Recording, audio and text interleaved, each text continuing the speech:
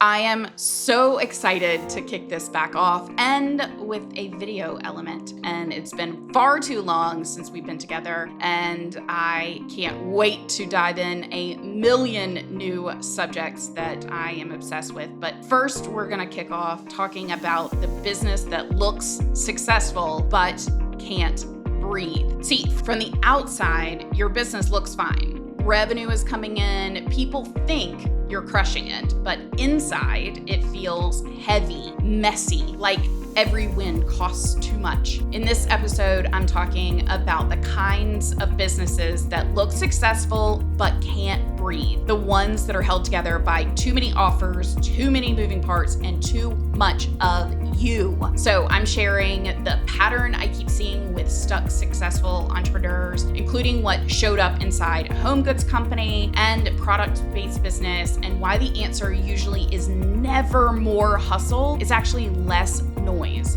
less drag, less of everything, and more clarity. If success feels harder than it should, this one is for you.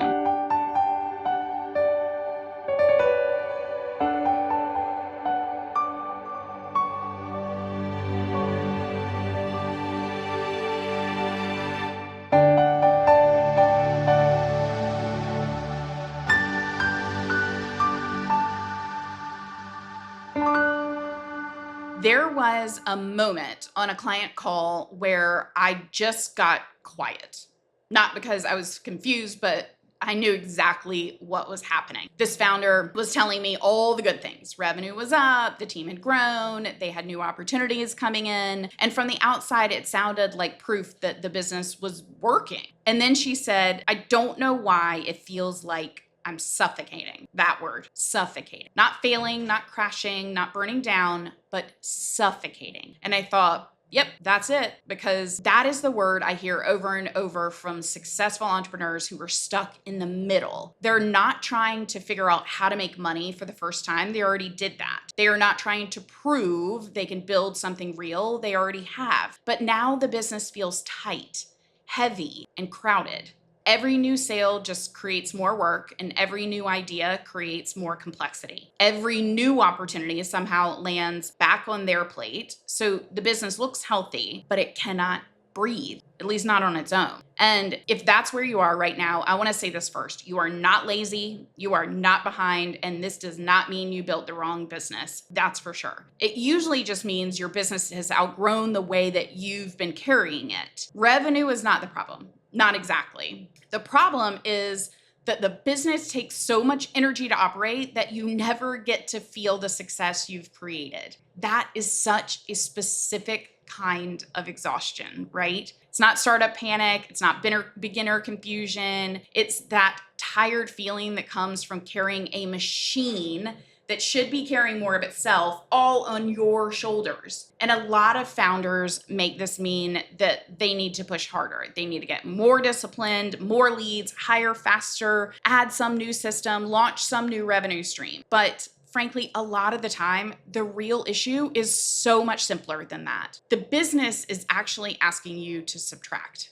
Not because it's broken, but because it's just too crowded. This is where I keep seeing what I call the four businesses problem. It shows up when you think you're running one business, but you're actually running four at the same time. There's the real business, the one that actually works. Then there's the old business, the old version, the old one that you've emotionally not let go of yet, the offer client type channel or workflow that used to make sense and now just kind of drags you behind like a trailer full of bricks. Then there's the almost business, the thing you keep almost launching, almost building, almost reorganizing the entire company around.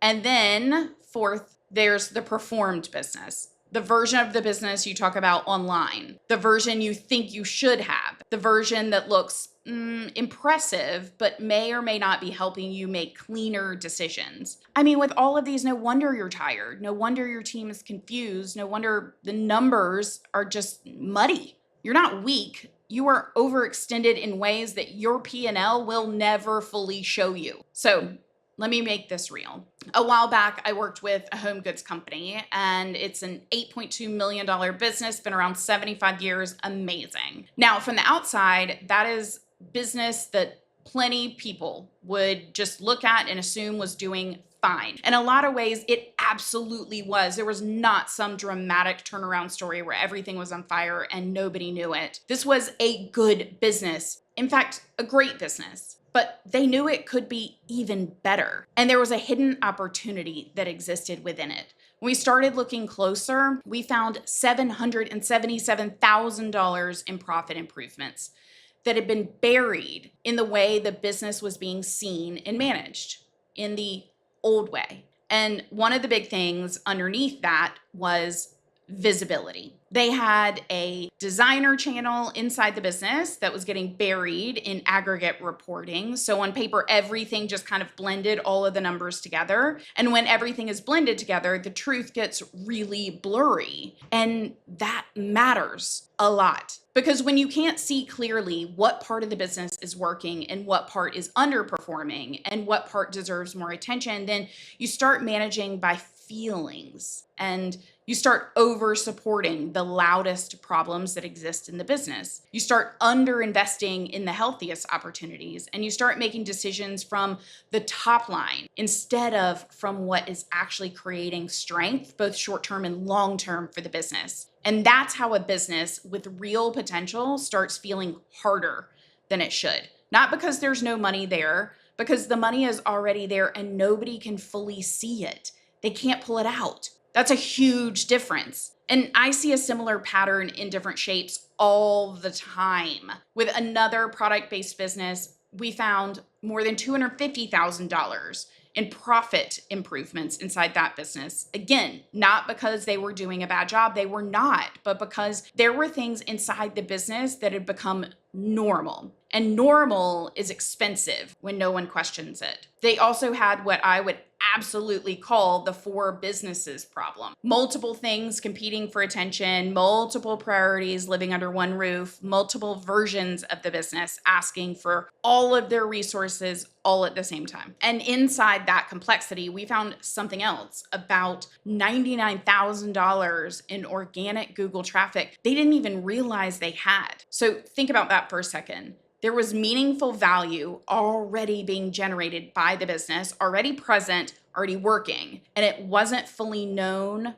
named, or leveraged. That's the kind of thing I mean when I say the money is already there. Most of the time, it's just waiting to be found. Not in some magical manifest it kind of way. I mean in a practical, operational, real business owner way. There are assets in your business that you are likely underusing. There are wins probably that are being flattened by some sort of messy reporting or no reporting at all. There are delivery models draining your margin because nobody has stopped long enough to clean them up. There are offers that are still alive because they once worked, not because they still make sense right now. And when all of that piles up, the business starts to feel like it can't breathe. You see what I mean? And here's what I want to say that maybe not enough people say out loud. A business can be profitable and still be poorly arranged for the season it's in. A business can be respected and still feel too heavy to run. A business can be growing and still be growing in a way that costs them too much money. All of those things can be true. And none of those things mean that you have failed. It means the business needs a different kind of leadership from you now. Not more force, not more charisma, not more heroics, but more truth. The kind of truth that lets you say, this offer is still selling, but it's making us exhausted. We're eliminating it. This team structure technically works, but everything still routes through me, so it doesn't work for me anymore. This revenue line looks good, but the margin is thin and the complexity is high. So it's draining our energy. This new idea is very exciting, but it's stealing energy from the thing that already has traction at this moment. So let's put it in the parking lot.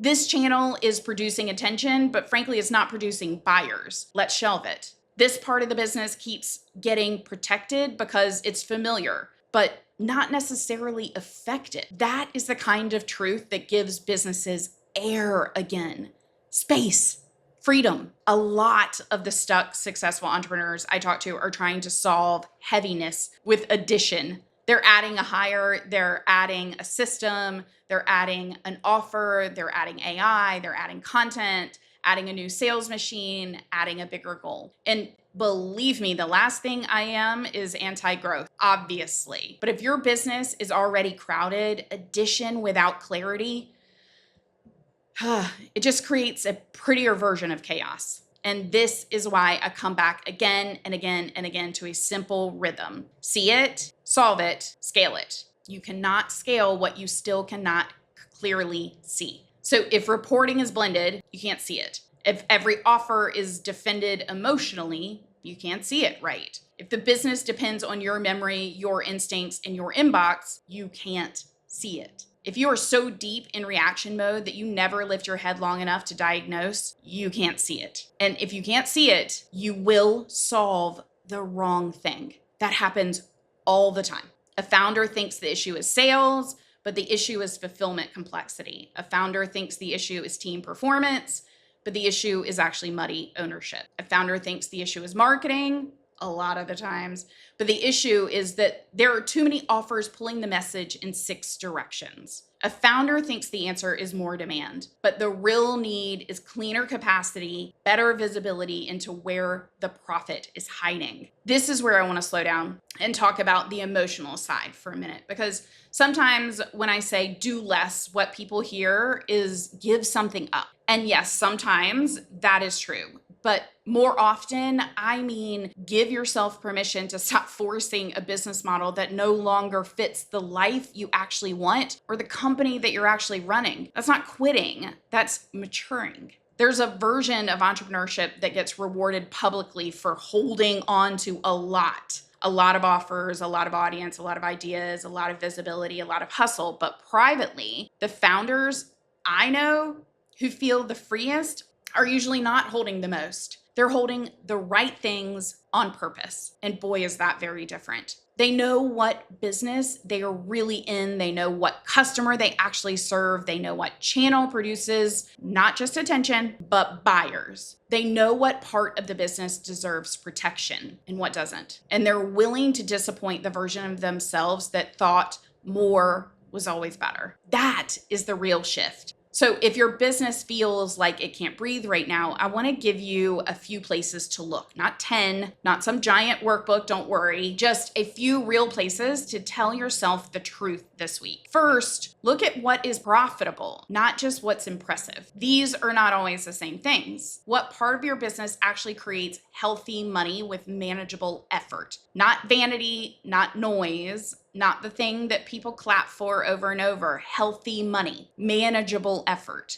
If you had to protect one revenue stream and let the rest prove themselves, what would it be? That question alone can tell you a whole lot. Second, look at what still exists because of history. This is the old business problem that we already talked about. What are you still carrying because it used to work for old clients that you don't even want to serve anymore? Maybe because you're known for it, because a few loyal clients are still asking for it, because you feel guilty shutting it down, because it still makes some money, but at a cost no one has fully named or investigated. A lot of suffocating businesses are carrying legacy decisions that have never been redecided. It is not one and done. You can evaluate it over and over.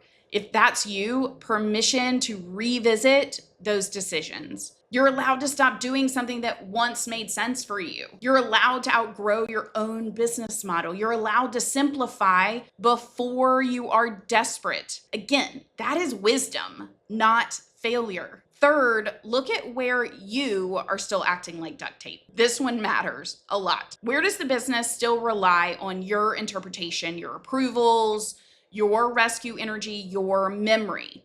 Not because, again, your team is bad, not because you're controlling, just because the business grew around you and not too much still routes through you. That creates a breathing problem, and fast. It's suffocated by you and with you. Every bottleneck delays decisions. Every delayed decision creates drag, and every drag point drains trust, energy, and margin. You do not have to remove yourself from everything overnight, but you do need to tell the truth about where you are still the operating system. Because if the business only moves cleanly when you are fully available, the business is not actually stable yet. Now, fourth, look for hidden assets. This is one of my absolute favorite things to help clients uncover because it's where relief really lives. What is already working that you have not fully leveraged? Is there a referral source that you've ignored? A customer segment that converts better than the rest? Maybe organic traffic you didn't realize you had that offer real value, just like we did in that product-based business. A profitable channel hidden inside blended reporting, like we did inside that home goods company. A product or service that's quietly carrying the business but not getting that strategic attention that it deserves because maybe you're working on something that is new and more fun. Again, the money is often already there, but you have to stop long enough to be able to see it. Now, if I were sitting across from you over coffee and you said, okay, Sallie, what do I actually do this week? I'd tell you to do two things, just two. One, make a stop doing list. Not a dream list, not a someday list, a real stop doing list. What offer, meeting, report, communication pattern, approval step, recurring task is taking oxygen out of the business? Write down at least 3 things and then ask, what would happen if we pause this just for 30 days? Not forever. You don't have to make a final decision, just long enough to see what's true. You do not need a full reinvention to create breathing room. Sometimes you just need one less layer of drag, and that can change everything. 2, pick one area of the business to see more clearly, just one. Not everything. Maybe it's offer level profitability. Maybe it is lead source quality. Maybe it's team ownership. Maybe it's fulfillment margin. Maybe it's customer segment performance. But pick one thing you are tired of guessing about.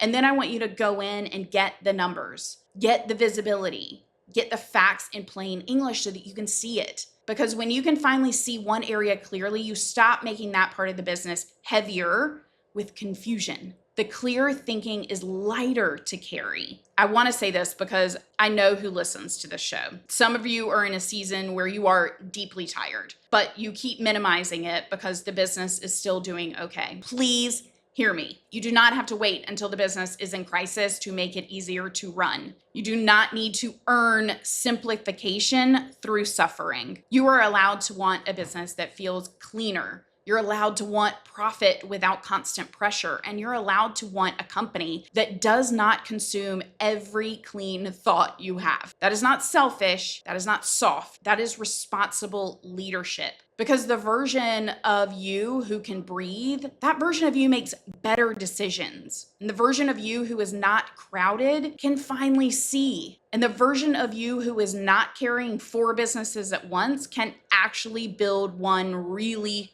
strong one. So if your business looks successful but can't breathe, I don't want your first move to be, how do I grow faster? I want your first move to be, what is making this heavier than it needs to be? And that question alone can change everything for you. Because once you answer it honestly, you can start removing what doesn't belong. And once you remove what doesn't belong, well, then the right growth gets easier to be able to see. If this is the work you know you need, this is exactly the kind of thing that I do with founders inside my own strategic planning engagements at Brim Capital. We look at what's actually happening, not just what looks good from the outside, and we make the business easier to understand, easier to lead, easier to grow. Okay, that's enough on that. You know where to find me if that fits or you want my support and help. But for today, I want to leave you with one question. What are you still carrying in your business that is making success feel heavier than it should?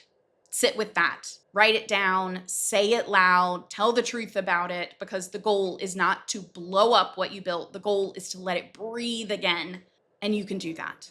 Thanks for being here. I will see you next time.